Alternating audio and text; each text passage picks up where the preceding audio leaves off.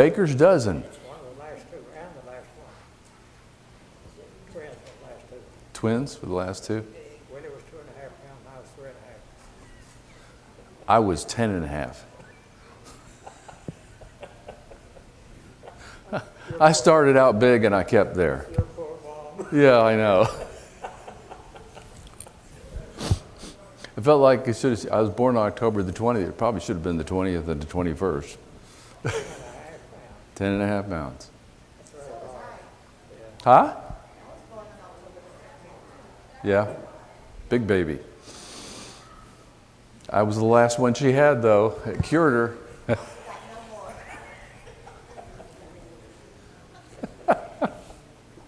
We'll give some people a couple minutes to matriculate in.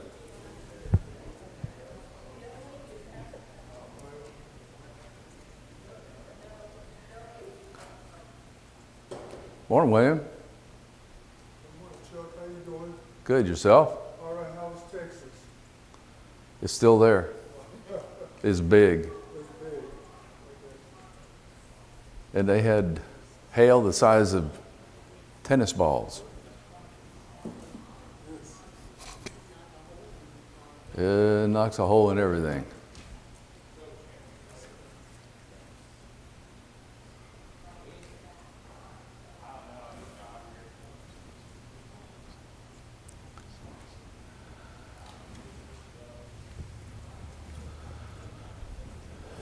We'll get started here in a minute or so. Still got people going down to fellowship room. They'll turn around and come back.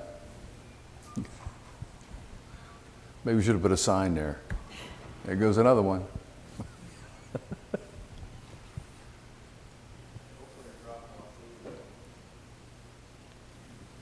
When do you normally get started back there? 9 o'clock?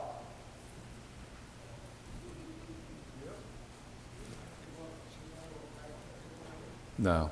They'll figure it out when they look at all the tables.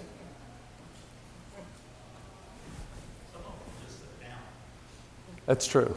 You wonder, where's Paul? When is he coming back here? He'll be back there after services to eat. That's where Paul will be. Morning, Mike. He's going back too. He's over there.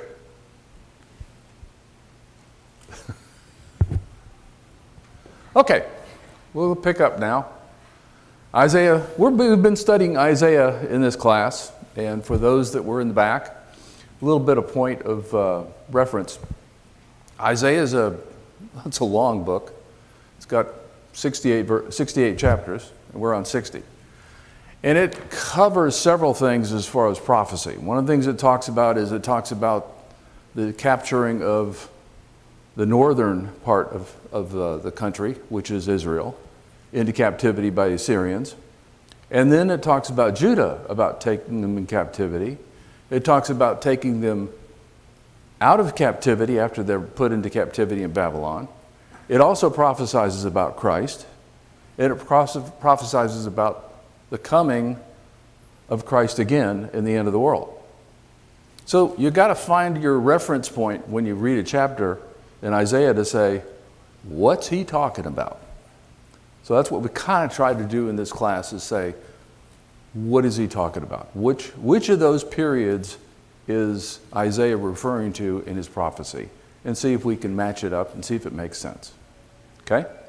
So, in 60, arise, shine, for your light has come, and the glory of the Lord is risen upon you.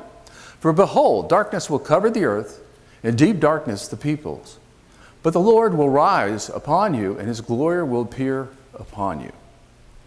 So this is the first two verses out of chapter 60. What's the light? This is the first part of trying to figure out where we're at. What is the light? What do you think the light is? And he's contrasted here to darkness. So what's the light? It's Jesus. Yeah. It's Jesus. He is the light. Yeah. What's the darkness?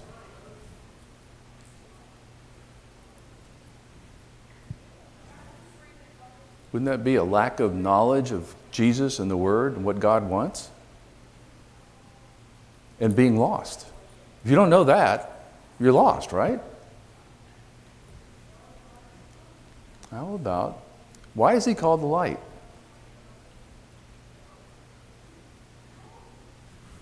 What do you think? How about we go to this? Then Jesus spoke to the beginning. So, the setting for this particular verse here. The woman who was caught in adultery has just been brought out. And they're saying, what do we do to her? Everybody picked up a rock. And he sat there and doodled in the ground. And they said, what do we do? What do we do?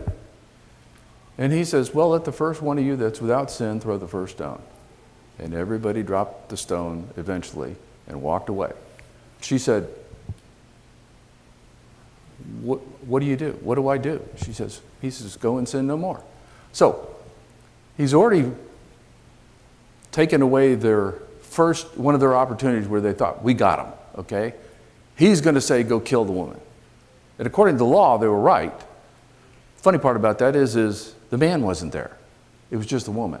Takes two. So, then Jesus spoke to them saying, I am the light of the world. He who follows me will not walk in the darkness, but will have the light of life. So the Pharisee said to him, you are testifying about yourself. Your testimony is not true or valid. Jesus answered and said to them, even if I testify about myself, my testimony is true. For I know where I came from and where I am going, but you do not know where I came from nor where I am going. You judge according to the flesh. I am not judging anyone. But if I do judge, my judgment is true, for I am not alone in it, but I and the Father who sent me. Even in your law it has been written that the testimony of two men is valid. I am he who testifies about myself, and the Father who sent me testifies about me. So they were saying to him, where's your Father? Jesus answered, you know neither me nor my Father. If you knew me, you would know my Father also. These words he spoke in the treasury as he taught in the temple, and no one sees him because the hour has not yet come. So let's unpack this a little bit. The first part says, I am the light of the world. He who follows me will not walk in the darkness, but will have the light of life. What is he referring to? The life? What's the life he's referring to? What's the light of life?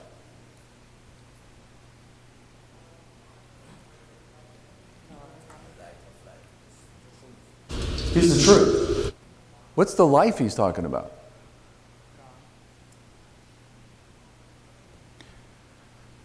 Life as opposed to death, right? How many deaths do some people suffer? One. Some suffer two. What are those two deaths? Physical and spiritual. Which one do we experience, or do some people experience first? Spiritual. Spiritual separation. Think of death as separation. So if death is separation from God, what is life? Isn't that joining with God? Fellowship with God? So that we'll have the light of life. It will be a path, and the path will be lit. You'll know how to follow that path to have fellowship with God. So that's what he's talking about here. So that's when Isaiah says he's the light. That's what the light does. The light shows you way back to God. What understanding did the Pharisees have of what Jesus was referring to himself as a light, and why? You come in, Mike. Not here. Not yet. What understanding did the Pharisees have? I can start asking names. Did they have any? And why? What were the Pharisees as far as what God's talking about as far as light and darkness? They were the darkness. They were leading people away from God, not to God. So when he referred to himself as a light, either they didn't want to listen or they didn't understand. Why? Why do people not want to understand the truth?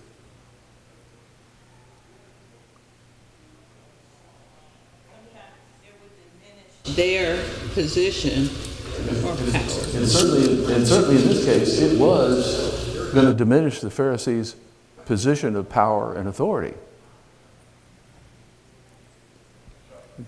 Yeah. About it in this way in 2 Corinthians chapter 4, starting verse 3, he says, "And even if our gospel is veiled to those who are perishing, in whose case the God of this world has blinded the minds of the unbelieving, that they might not see the light of the gospel of the glory of Christ, who is the image of God." Yeah, you're right. They were veiled. It was to them, they didn't want to see it, and they didn't see it. It never occurred to them, except for some of them. Nicodemus and Joseph of Arimathea, both of those said, "We see the light." They were the ones who took the body off the cross. So what's the two contrasting standards of judgment that you have?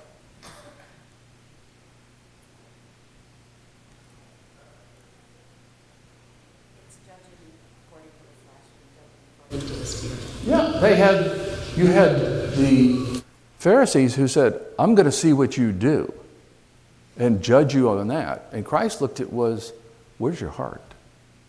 Why do you do what you do? How much do you love the Lord? How much are you offering yourself as a living sacrifice for God? And the difference was they're going, "Well, yeah, you just kissed the law goodbye. We don't like him at all. We need to do something about this."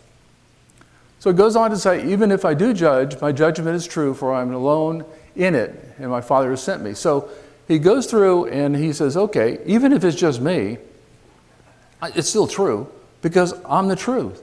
I'm the light. But I do have someone to testify for me. My Father, God. And you don't know him. If you don't know him, you don't know me. So the accusation of no witness, his response was, "Yes, I do. The Father who sent me, that's my witness. Best witness you can have." And they just blew that off. The last one. As he passed by, he saw a blind man. So this is later on, as he's going through, and he sees a blind man, blind from birth.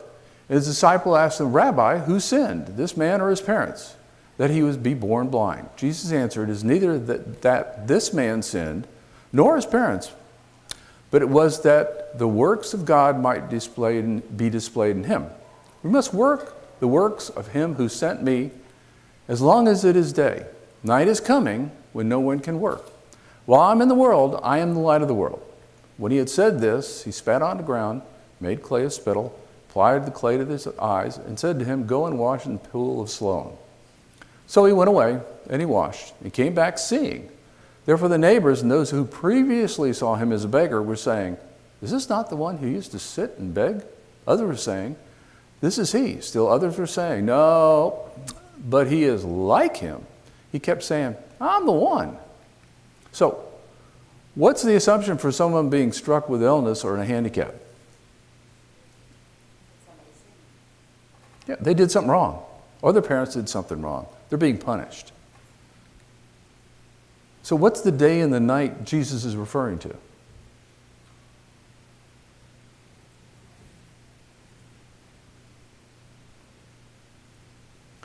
He talks about in verse 3. But it was that the works of God might display in him. We must work the works of him who sent him as long as it is day. Night is coming when no one can work.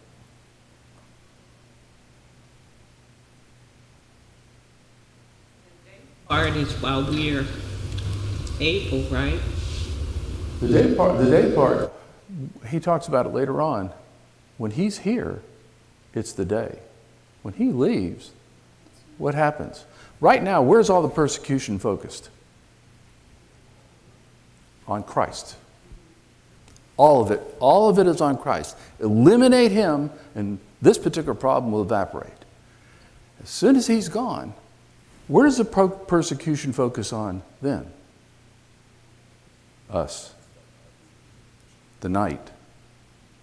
Okay? This is where they're fighting back. Evil is fighting back against truth. So that's what we live in now. Okay.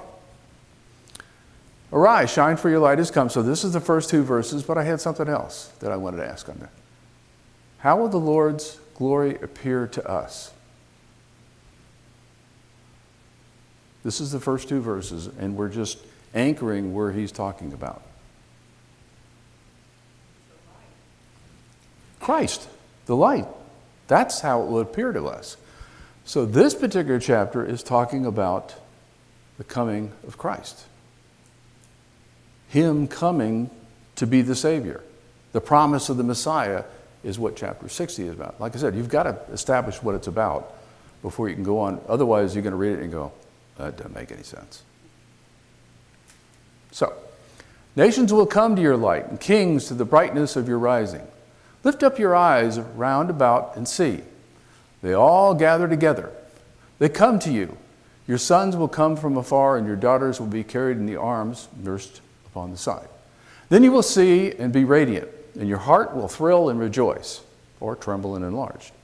Because the abundance of the sea will be turned to you, the wealth of the nations will come to you.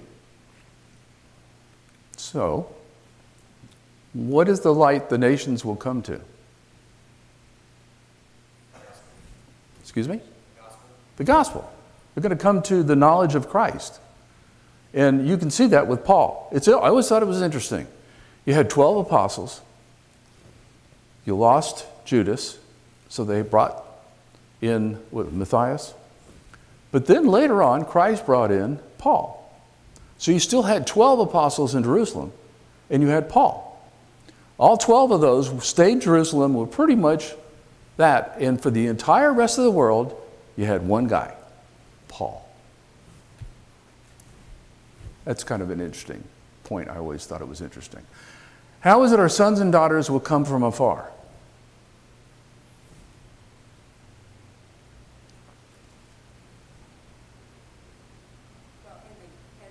When Jesus comes back, every eye will see, every... That's true.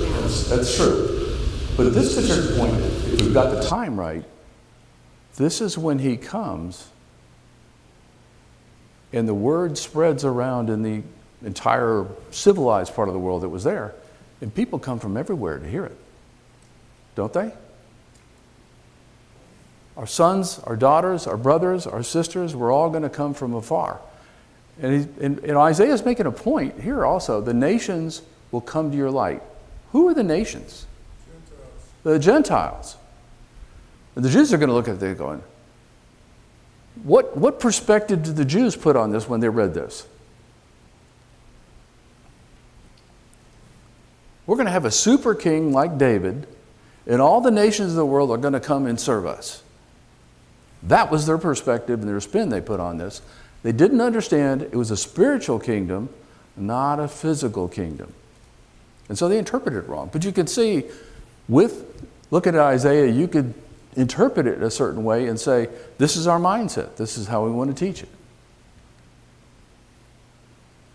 What's the abundance of the sea reference?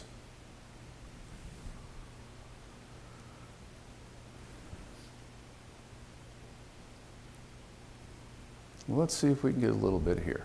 Now, as Jesus was walking by the Sea of Galilee, this is at the beginning of Matthew, and he has just started into his ministry, but he didn't have any disciples. He saw two brothers, Simon, who's called Peter, and Andrew, his brother, casting a net into the sea, for they were fishermen. And he said to them, "Follow me, and I will make you fishers of men." Immediately they left the nets and followed him. Going on from there, he saw two other brothers, James, the son of Zebedee, and John, his brother, in the boat with Zebedee, their father, mending their nets. And he called to them. Immediately they left the boat and their father and followed him. I can imagine the look on the father's face. Where are you kids going?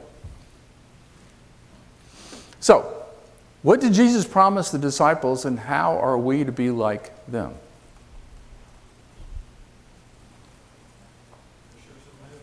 Fishers of men. He said, I'll make you fishers of men. Do you think they really grasped totally what he was talking about? Doubt it. Seeing the people in the crowds, he felt compassion on them. So this is later on in Matthew. Because they were distressed and dispirited, like sheep without having a shepherd. He said to his disciples, the harvest is plentiful, but the workers are few. Therefore beseech the Lord of the harvest to send out workers into his harvest. How in the harvest in the field and the fish in the sea like?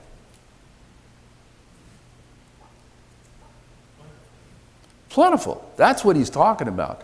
There's lots of people out there that can be converted by the gospel. But they need to hear it. And he says, it'll be like the abundance of the sea. Is there a lot of fish in the sea? Yeah. Are there a lot of people on this earth? Yeah. Was there a lot of crops that need to be brought in? Yeah. But he said, we don't have enough people to do it. We need more servants to go do that. Which has kind of been the thrust that we've had lately here, is to say evangelism. We need to reach out. We need to help people and show them the path to God. So that's how the two are alike. So that's what Isaiah's talking about. He says, it'll be like the abundance of the sea. There's going to be a lot of people to go get. A multitude of camels will cover you, young camels of Midian and Bethoth. All those from Sheba will come. They will bring gold and frankincense. They will bear good news of the praises of the Lord. All the flocks of Kedar will be gathered together to you. The rams of Nebaioth will minister to you. They will go up with acceptance on my altar. And I shall beautify my glorious, beautiful house. So where will the camels come from? What are they going to bring?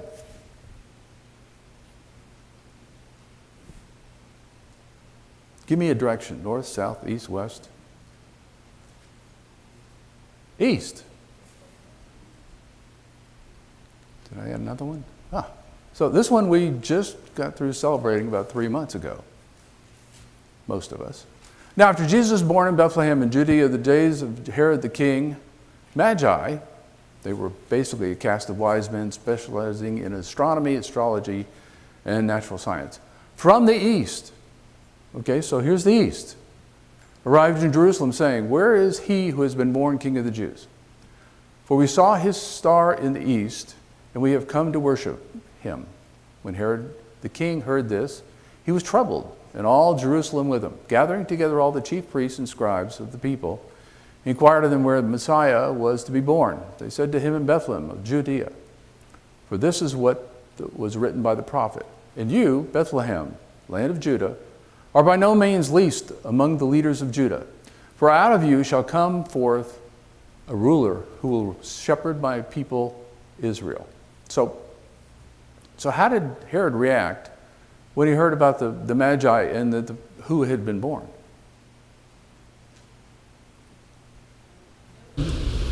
Yeah, he was troubled. Did he know the prophecy? He didn't. He had to go get his scribes and his priests to say, what does this say about this place? Where is he? Where's this person supposed to be born? So he did then, but before then he did not know. But why was he troubled? Bertha just talked about it earlier. Because he was prophesied to be a ruler. He should be a ruler, and that was a threat to Herod. Now, what was Herod like? This is Herod the Great, by the way. This is the dad. What was Herod the Great like? Wasn't a pure Jew. Who allowed him to be there? The Romans. He was a puppet king. But he was the king. He was very powerful. He could do whatever he wanted. So who was the king of the Jews that was born? It was Christ. Then Herod secretly called the Magi and determined from them the exact time the star appeared. Why would he do that? It was secret. Why would he do that? Where to start, which babies to kill. Yeah, he wanted to know how old he should make it for when he kills all the male babies in Bethlehem. How old would this child be? And then we'll kill all the children that are that age and younger. Do you think that if they had come back and said, he's here at this spot, that he would have just sent somebody to kill Jesus? He'd have been probably more focused at what he did. Do you think that might have been his intent in having them come back? Oh, that was the reason. He And then said when they didn't, he had to. He had them all killed, yeah. Right, he had to spread a wide net there. and I don't know how long he waited, but he probably didn't wait very long. But it was, they had figured out it was 2 years old at that particular time. And he sent them to Bethlehem, said, "Go and search carefully for the child. When you have found him, report to me so that I may come and worship him," which he had no intention of doing. After hearing the king, they went on their way. And the star, which had been seen in the east, went on before them until it came and stood over the place where the child was, which was in a house by this time. When they saw the star, they rejoiced exceedingly with great joy. After coming into the house, they saw the child with Mary, his mother, and they fell to the ground and worshipped him. And then opening the treasures, they presented to him gifts of gold, frankincense, and myrrh. So, what was the Magi's motive?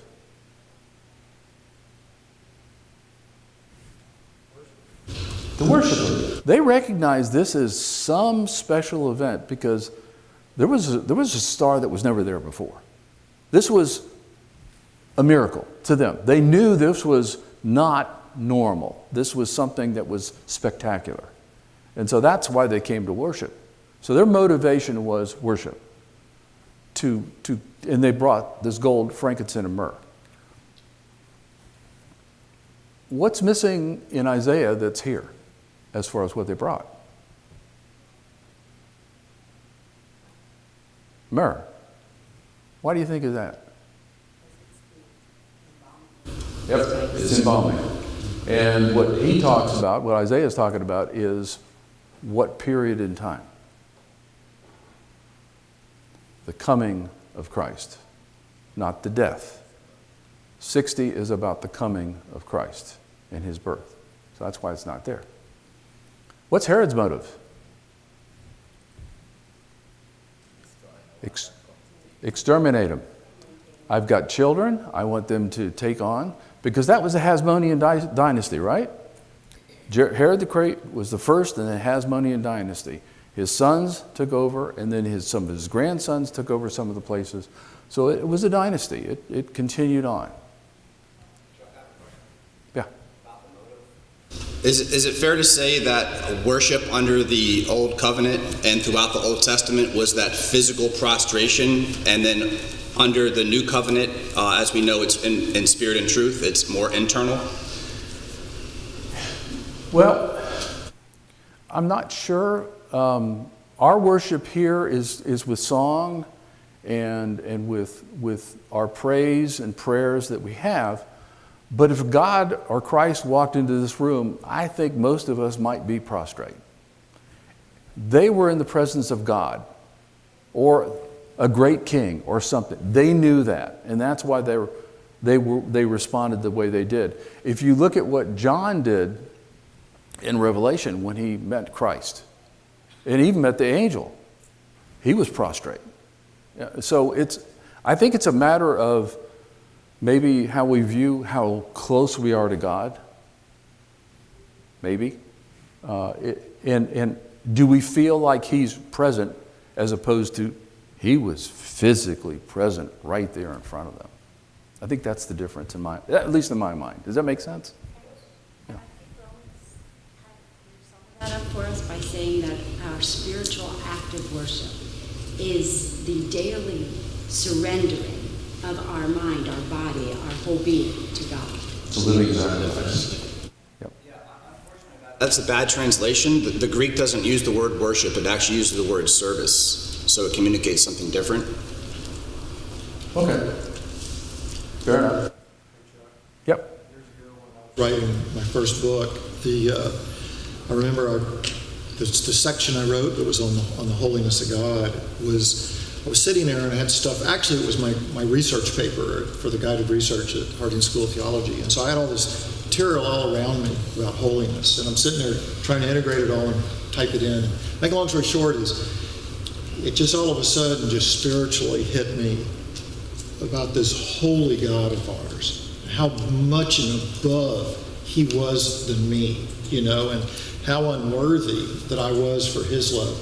And this is kind of maybe to answer Nathan's question a little bit, is while typing a research paper, okay, I fell down on my knees and started crying, worshiping this God who loves me, this perfect, holy God that loves me. So I do think there's times in life where it's probably good to prostrate ourselves before him and worship him and love him, and just love on him, I guess is a better way for me to word it. So, The love and the awestruck. yeah. We study him, we understand who he is, but are we ever awestruck by just the magnitude of how much he cares for us? I think that's what you're saying. Yeah, it is actually that I get into the awestruck part of it. That's the yes. Okay. Anything else? So we'll never truly understand how glorious, holy God truly is, because we have nothing to measure it against.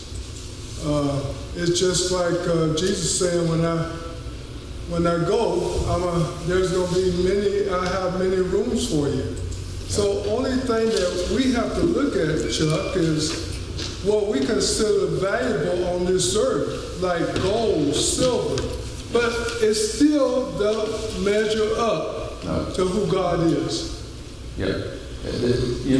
When you start thinking about God and his existence, because he exists. He's not eternal, he exists. He is. That's why he says, I am. Present tense, he exists everywhere. And he exists without time, which I can't wrap my head around, personally. But he exists in a way that we can't understand totally. And he's tried to put it in terms that we can kind of understand, but we can't fully understand it.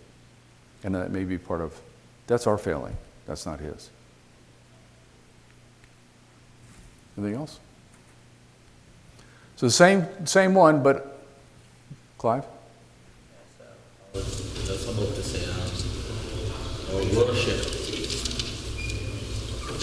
it's as Nathan said, we put it as service, but it comes as a whole lot more thing.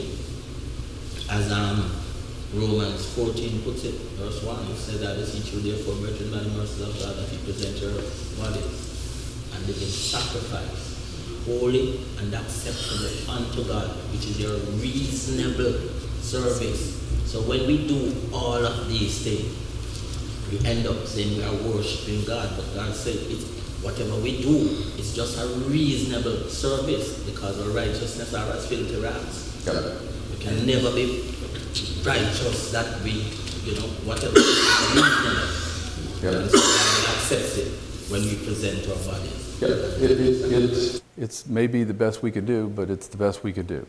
Yeah. When I think about leaning on my understanding or anyone else's, there's no support. He alone understands. It's like trying to lean on your own self. There's no support. You read through the New Testament or the Old Testament. You read through it. He said, I've read this particular 5 times, 10 times, 100 times in my life. And that 101st time you read it, you go, I never saw that before. Well, he supports everything. He supports us. Creation don't support itself. Well, yeah, all the planets And and they're everything very else that are in their spot. You put them in those places. I remember going to an elementary school and teaching that principle, that and how they reacted to that. Because it's like, you can't lean on yourself. It's not even possible. I mean, it's very simple. God supports everything. Creation does not support itself. Well, if you try, you will fail. Well, it's impossible. Yeah. We ain't even talking about something. I think we want what is impossible to be possible, and what is impossible to be impossible. Okay. Thanks, John. In this one here, all the flocks of Kedar will be gathered together. The rams of Nebaioth will minister to you. What does it mean that these flocks and rams will be gathered and minister to the faithful? And you guys have been touching on some stuff that hopefully I can get to. What does that mean? You've been touching on it. The sacrifice. Romans. Therefore, I urge you, brethren, by the mercies of God, to present your bodies a living and holy sacrifice. I was going to get there. Acceptable, well-pleasing to God, which is your spiritual service of worship, which is what you had talked about, Nate. And do not be conformed to the world age, but transformed by the renewing your minds, so that you may prove what the will of God is, and that which is good and acceptable, well-pleasing, and perfect. So what do we present as a sacrifice? Ourselves, as a living sacrifice. What does that make us? Servants. What else?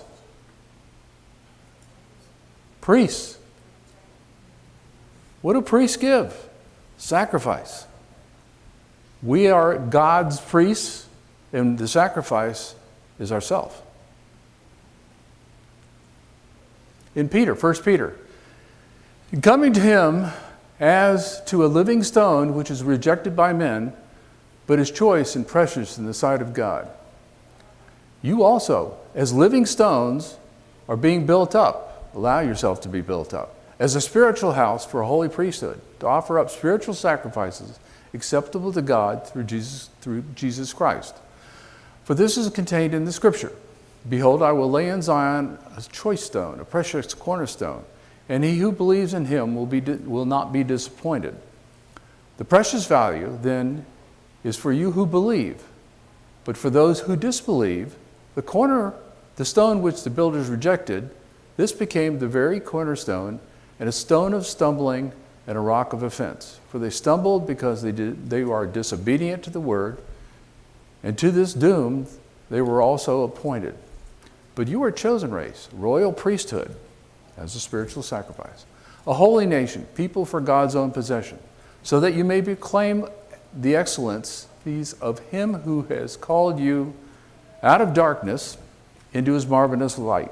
Peter put it together with what we've been talking about in the first 6 or 7 verses in Isaiah to say, you've been brought out of darkness into the light. Your high priest, what you offer up as high priest, is yourself as a sacrifice, as a living sacrifice. And he also talks about it, building the house, building the walls. We're the stones. He's the chief cornerstone. And if you look at what we had in Daniel, where it talks about the statue, it talks about the kingdoms, it talks about the head of gold, which is the Babylonian Empire. It talks about the chest that's silver, that's the Persian Empire. Then it talks about the next empire out of bronze, that's the Greek Empire. Then you have the legs and the feet, that's the Roman Empire. And then you have the stone that comes in and crashes it. The stone not cut by human hands. And what that is that's the kingdom of God. And that stone represents Christ as the chief cornerstone. So you have it prophesied in other books, but you have where Peter puts it together quite nicely. So how is our sacrifice different than who's lived under the old covenant?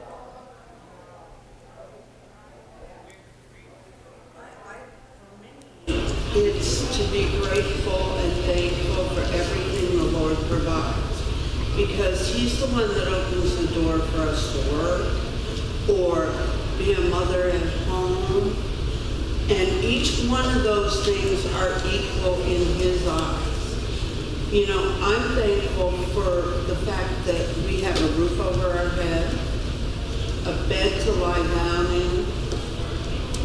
You know, we can take a shower when we want. We live in America, which is the freest country in the world. And I praise him every day for those little things that we have. Yeah. But the sacrifices that we have now, as opposed to what they did in the Old Covenant. Okay, so I'm way off base. Well, not way off base. You're talking about what our sacrifice is now, but how does that contrast to the Old Testament? I think that, you know, he has called you out of darkness into this marvelous light. Again, we're being pointed to that. And the law was darkness. It was death. And this light, this new covenant is the light. And he drives home that we're no longer bound by that law by calling us a royal priesthood. Royal priesthood. Because the law was that there was the lineage that were kings of Israel and the lineage that were priests, and the kings could not do what the priests did. And so now we have become this one family of royal priesthood church that lives in the light, that is not giving sacrifices that are rams. That's true. That's the point is when you sacrificed an animal, what did you give up? Not much, okay? It never was personal. I took this animal here. That animal supposedly took all of it. The people didn't change inside. This sacrifice is you change inside. You change who you are because you're no longer living for yourself. You're living for Him. You die to yourself to live for Him. In the Old Testament, what died was the ram. When you were done, you said, okay, I'm good, go ahead. And that mindset shift is important between the Old Covenant and the New Covenant. Nate? Answer your question a little bit. Hebrews 9:6, it says, Now these things having thus been prepared, the priests indeed go forth always into the first tabernacle, completing the divine service to God.